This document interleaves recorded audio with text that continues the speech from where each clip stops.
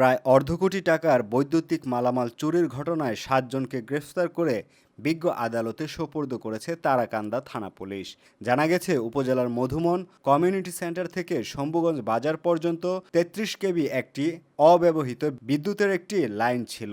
উক্ত লাইনের ১ অক্টোবর গোপালপুর এলাকা থেকে কিছু বৈদ্যুতিক মালামাল চুরি হওয়ার খবর পায় বিদ্যুৎ অফিস। পরে তারাকান্দা থানা পুলিশকে অবগত করে এবং চুরি যাওয়া ৪৯,৯২,০০০ টাকা পরিমাণ উল্লেখ করে লিখিত একটি অভিযোগ দায়ের করে ফুলপুর বিদ্যুৎ অফিসের নির্বাহী প্রকৌশলী নিরঞ্জন কুণ্ঠু, অফিসার ইনচার্জ মোহাম্মদ টিপু সুলতান এর দিক নির্দেশনায় এসআই সজীব কুমার দাস ও সঙ্গীয় ফোর্স সহ গাছতলা বাজার এলাকা থেকে মুক্তাগাছার মোহাম্মদ মোজাম্মেল হক, আশিক মিয়া, সাগর মিয়া, মনিরুল ইসলাম, মেহেদি হাসান ও মিলন মিয়া এবং তারাকান্দা খামার বাজার এলাকার রুবেল মিয়া সহ মোট ৭ জনকে আনুমানিক ৬ থেকে ৭ লক্ষ টাকার বিদ্যুতের মালামাল সহ আটক করে ৪৯,৯২,০০০ টাকার বৈদ্যুতিক মালামাল চুরির মামলায় ৭ জন আসামিকে গ্রেফতার করে ২ অক্টোবর বুধবার বিজ্ঞ আদালতে পাঠানো হয়েছে বলে জানান তারাকান্দা থানার ভারপ্রাপ্ত কর্মকর্তা মোহাম্মদ টিপু সুলতান।